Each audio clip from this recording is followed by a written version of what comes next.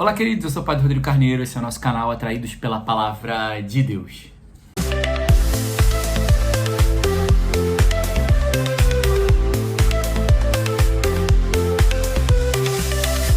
Então seja muito bem-vindo você ao nosso canal, Deus te abençoe. Seja muito bem-vindo você que está chegando pela primeira vez, seja muito bem-vindo você que já faz parte do nosso canal. Seja muito bem-vindo você que é um atraído pela Palavra de Deus e que está fazendo conosco essa experiência maravilhosa.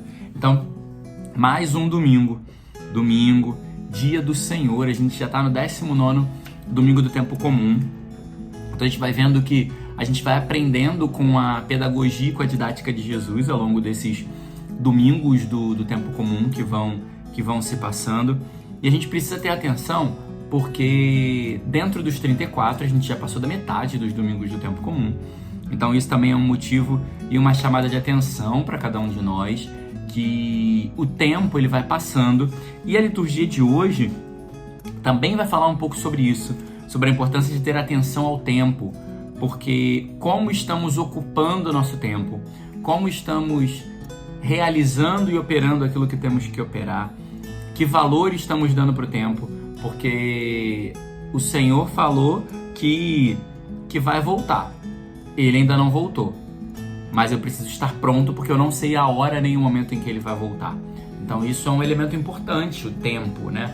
Eu posso achar que eu tenho muito tempo para me converter, para mudar e para fazer as coisas, mas na verdade eu não tenho, porque o Senhor está às portas para voltar, o Senhor está às portas para fazer para o seu retorno glorioso e para julgar a cada um de nós. Então vamos lá. A liturgia de hoje, a gente vai começar pelo Evangelho. O Evangelho vai falar para nós que o reino dos céus, ele é para nós, tá? Então, ou seja, a gente tem visto semana retrasada, assim, as semanas que passaram, Nosso Senhor falando sobre as parábolas do reino. E quando ele falava sobre as parábolas do reino, ele ia falando sempre como o reino dos céus, como algo que precisava ser buscado, como algo que valia a pena dar tudo. O reino dos céus como algo que parece simples, mas na verdade traz grandes coisas para cada um de nós, como a semente de mostarda. Ele ia falando sobre isso no Evangelho. Ele também dizia numa das parábolas da rede que o reino era para todos, porém nem todos iriam entrar no reino, porque alguns, como ele fala aqui, traz muitos peixes, mas alguns peixes estão amassados, não tem vida, então esses peixes vão ser jogados no fogo para queimar. Então, ou seja, o reino dos céus é para todos, mas como eu dizia, é para todos que estiverem preparados, é para todos que estiverem buscando a conversão, é para todos que estiverem buscando o Senhor, é para todos que estiverem fazendo o que devem fazer, é para todos os que estiverem amando verdadeiramente o Senhor, é para todos que estão vivendo verdadeiramente o Evangelho, é para todos que estão desejando viver uma vida com Deus, né? Tem uma canção que eu sempre me lembro nesses dias, quando tem esses evangelhos, eu me lembro sempre de uma canção, uma música da Sueli Façanha, que é Feliz na Terra, se eu não me engano o nome da canção, que ela vai dizer: que mais teria eu no céu se eu não for feliz contigo aqui na terra.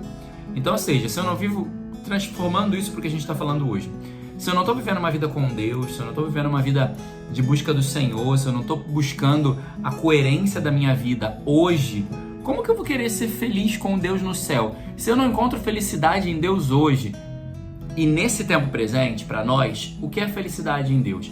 É passar pelas lutas, pelos problemas, pelas dificuldades, pelas adversidades, né? E se eu não estou disposto a encontrar uma felicidade com Deus nas lutas que eu tenho hoje, porque a vida presente ela tem suas lutas. Jesus passou por todo o sofrimento e depois encontrou um lugar à direita do Pai no céu. Então, o lugar à direita é para esses. Quando ele fala para Tiago e João que um terá um lugar à direita e outro à esquerda, que eles terão porque beberão do mesmo cálice, porque eles iam sofrer como ele. Tiago foi o primeiro a ser martirizado, né? João sofreu várias tentativas de martírio, porém sobreviveu. Então passou pelo martírio, passou pela prova. Então, para chegar no reino dos céus, é preciso passar pelas provas e pelas dificuldades. Vai dizer também no livro do Apocalipse, no capítulo 8, se eu não me engano, 7 ou 8, agora eu não me acordo, 7 ou 8, vai dizer que quem são esses com vestes brancas? São aqueles que passaram pela grande tribulação. Então vai chegar no céu, vai chegar no reino dos céus quem passar pela grande tribulação, quem for fiel a Deus nas pequenas coisas no dia de hoje, quem buscar o Senhor de todo o coração, como também se dizia outro dia desse no texto do Deuteronômio, amar o Senhor Deus, essa semana, né, se não me engano, amar o Senhor Deus de todo o coração, com toda a alma e com todo o entendimento e com toda a tua força. Então quem vive isso, esse vai chegar no reino dos céus. Então não é para qualquer um, sabe? Não é para qualquer pessoa. A porta tá aberta para todos, mas tem que haver esforço e luta para encontrar a porta, porque a porta ela não tá em qualquer lugar, ela não tá ali no meio da rua, ela não tá. Então eu preciso me esforçar para encontrar a porta e ela vai estar aberta para eu entrar, mas eu tenho que me esforçar para encontrar essa porta. E aí, então é preciso, para chegar no reino dos céus, aí o evangelho de hoje vai dizer para nós que é preciso dar o que se tem. Então, ou seja, é preciso vender tudo que tem e dar como esmola. Como o Senhor falou, né, sobre lá o colecionador de pedras, ou a pessoa que encontra um tesouro escondido num terreno, vende tudo em troca do reino dos céus. Então, ou seja, o que isso significa? É que o reino dos céus não é para aqueles que estão apegados a coisas materiais.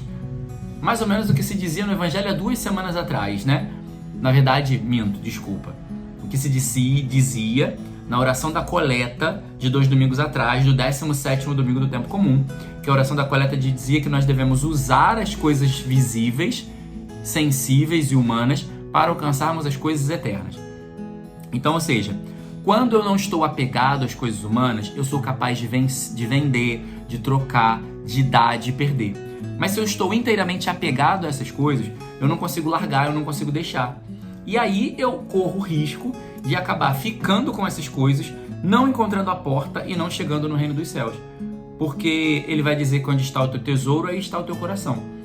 Então, se eu estou muito apegado a coisas, o meu coração está apegado às coisas materiais e dessa terra. Às vezes casa, pessoas, bens, funções, cargo. Quantas pessoas estão apegadas a funções, a títulos, a cargo? Não, porque eu sou coordenador. Não, porque eu é que faço. Eu tenho chave. Gente, eu não consigo conceber pessoas que brigam ou que se acham melhores porque tem uma chave da igreja, porque tem um título, porque fazem alguma coisa pela igreja. Misericórdia disso, misericórdia. Não vou nem falar outra coisa que eu pensei, não. Só a misericórdia mesmo. Que Deus tenha muita misericórdia, porque a gente está se apegando a cargos, a títulos, a coisas, que tudo isso vai passar, porque no céu a gente não vai ter título nem cargo. No céu, a chave foi dada só para Pedro, então a gente não vai ter chave do céu, sabe? Então, é a gente apegar o nosso coração ao céu. Tem uma canção da comunidade Shalom que eu amo, que vai dizer, né? O coração ancorado no céu já está. Assim tem que ser a nossa vida. Um coração que já está ancorado, fixado. Um coração que já está voltado para as realidades do céu. Um coração que não está apegado, preso a coisas que são dessa terra, desse mundo, que vão passar. Mas um coração que está ancorado, apegado às coisas do céu, que deseja a eternidade, que deseja o céu, que deseja a bem-aventurança, que deseja o convívio dos eleitos, o convívio dos santos, as realidades celestes. Isso é que nós devemos viver. E aí, ele vai dizer também que o céu, isso de desapegar-se das coisas humanas, vender o que se tem, buscar o céu, é uma experiência de fé. Porque a gente não tem certeza. Quem nos garante que o céu é tão bom? Jesus falou sobre isso. Tem a parábola do rico e Lázaro, que Lázaro está no céu e está experimentando de uma alegria e o rico está sofrendo. Mas Jesus disse que ia voltar, mas ainda não voltou, né? Então, assim, a gente supõe que se ele não voltou ainda é porque o céu é muito bom e ele está muito bem lá. E ninguém que morreu voltou também para contar. Porque não existe, como vai dizer também na parábola do rico e Lázaro, não existe comunicação entre o reino dos mortos e o reino dos vivos. Nosso Senhor vai dizer, quando o rico vai pedir, vai avisar meus irmãos para que eles possam não vir para esse lugar que eu estou. Nosso Senhor vai dizer que não há comunicação e mesmo que houvesse, eles não acreditariam se alguém voltasse dos mortos.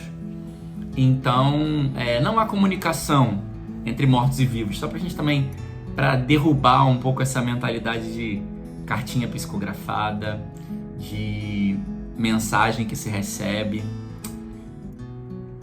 Isso não é de Deus, porque o nosso Senhor diz que não há essa comunicação, que não há esse intercâmbio de informações e de ideias. Então, porém, caminhar para o céu é uma experiência de fé. Eu não tenho nada de concreto que me garanta que eu vou para o céu. Eu não tenho nada de concreto que me garanta que como é lá.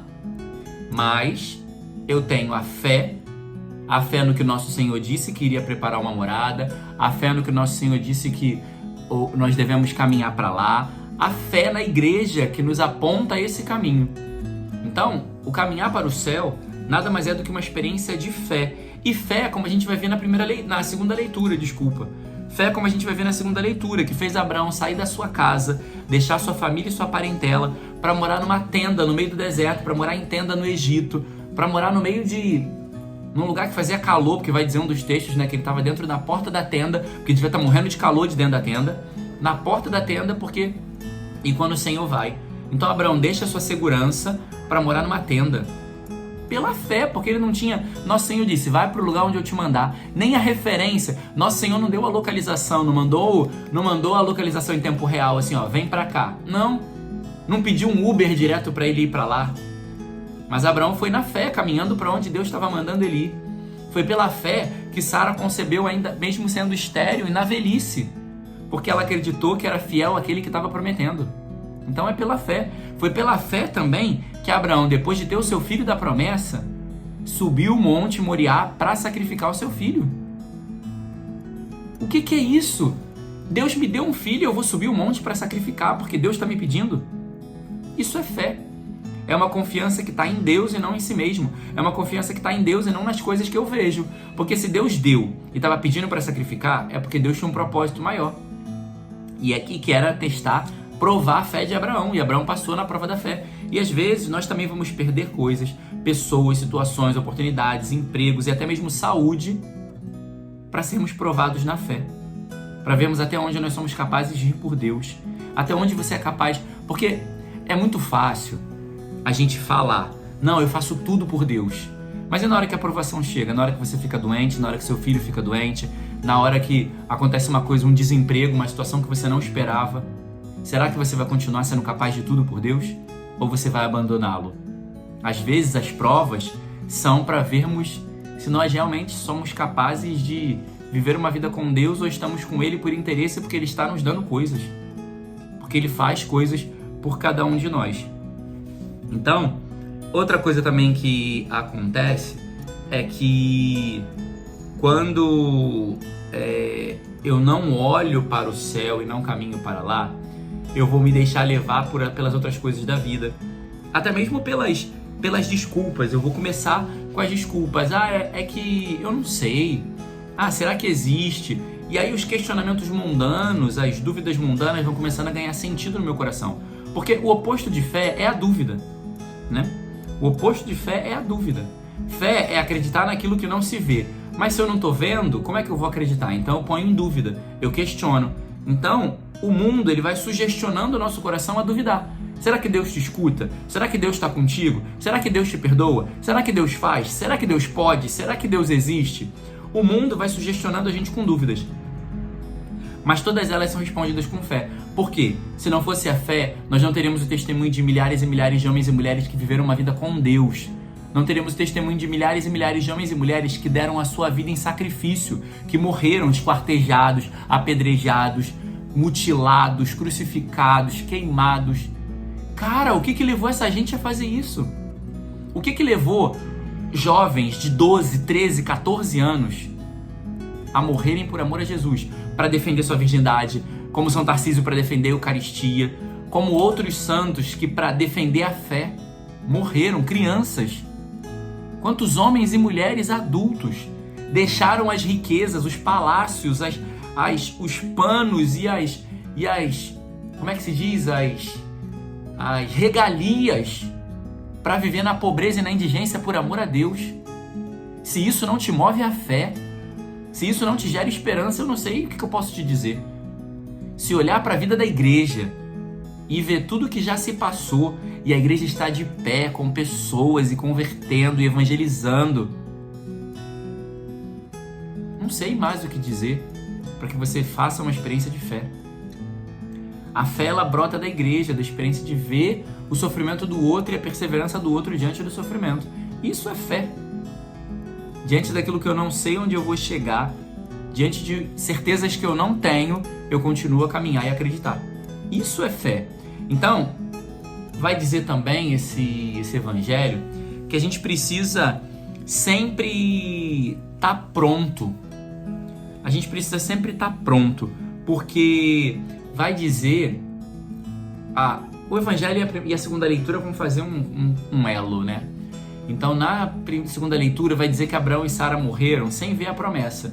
Havia uma promessa de que a descendência seria vasta, como as areias da praia e as estrelas do céu. Eles não viram essa descendência vasta, mas eles morreram acreditando. Morreram vivendo em vista dessa promessa. Então, assim, eles estavam prontos. Eles estavam prontos para que se a promessa acontecesse, eles estavam ali. Não aconteceu, mas eles morreram prontos. E o evangelho vai nos convidar a isso, a estarmos sempre prontos para o reino, porque a gente não sabe a hora que vai chegar. A gente não sabe quando Jesus vai voltar, a gente não sabe nem quando a gente vai morrer. E a gente tem que estar pronto para isso.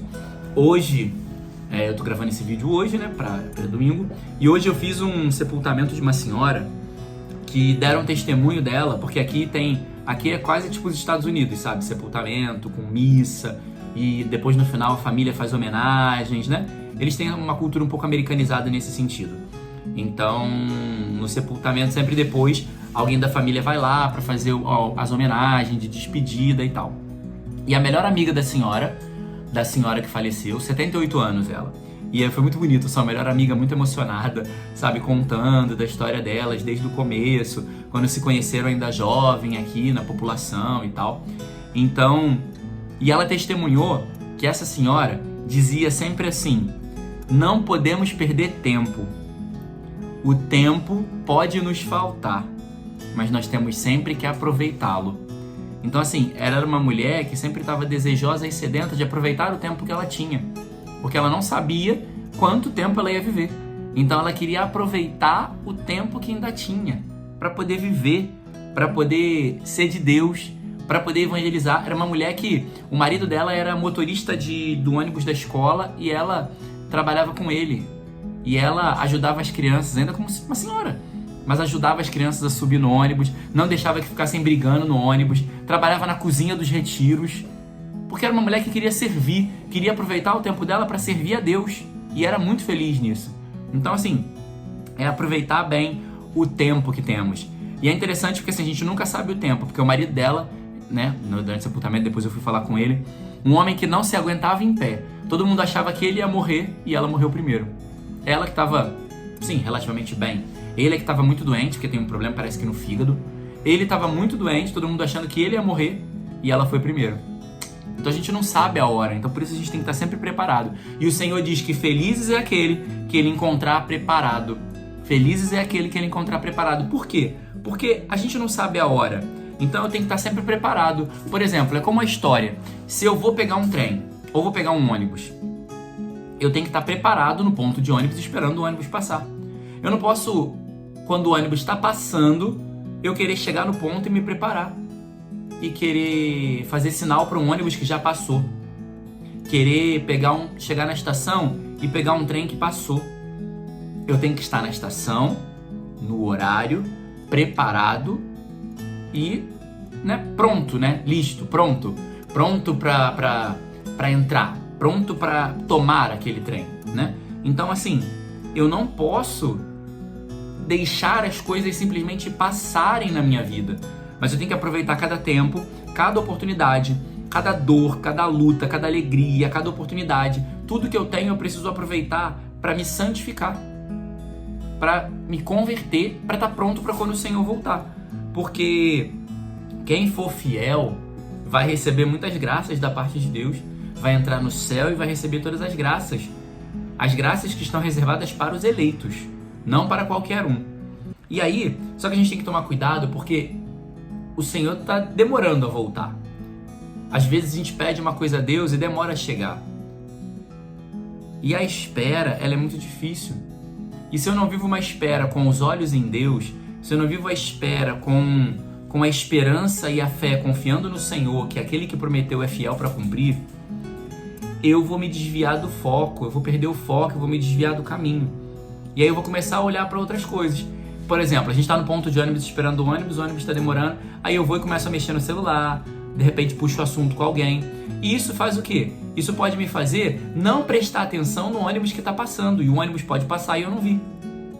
Então assim, nós temos que estar atentos com o foco no Senhor, com o foco naquilo que realmente esperamos, com o foco naquilo que realmente devemos esperar e buscar viver, se assim desejamos. Ai, tem um bicho chato aqui, que droga. Então, mas a espera nos faz muitas vezes perder o foco e desviar. Então a gente tem que tomar cuidado com isso, para não se desviar, para não perder o foco. Porque nós recebemos um grande dom, que é a salvação, a preço de sangue, a preço do sangue de Jesus. Então, eu não posso desejar ou querer outra coisa, porque eu vou ser cobrado por isso. Eu vou ser cobrado pelo preço do sangue de Jesus. Se eu honrei o sangue dele buscando a santidade, ou se eu não honrei, deixando para amanhã, para depois o que eu devia fazer. Então que nós tenhamos atenção a isso e que busquemos converter a nossa vida e nos conformar ao Senhor e não ao mundo por uma forma e um desejo de honrar o sacrifício que Jesus fez por cada um de nós, para que sejamos dignos de um dia, no momento que não sabemos, entrarmos no céu. Louvado seja nosso Senhor Jesus Cristo, para sempre seja louvado.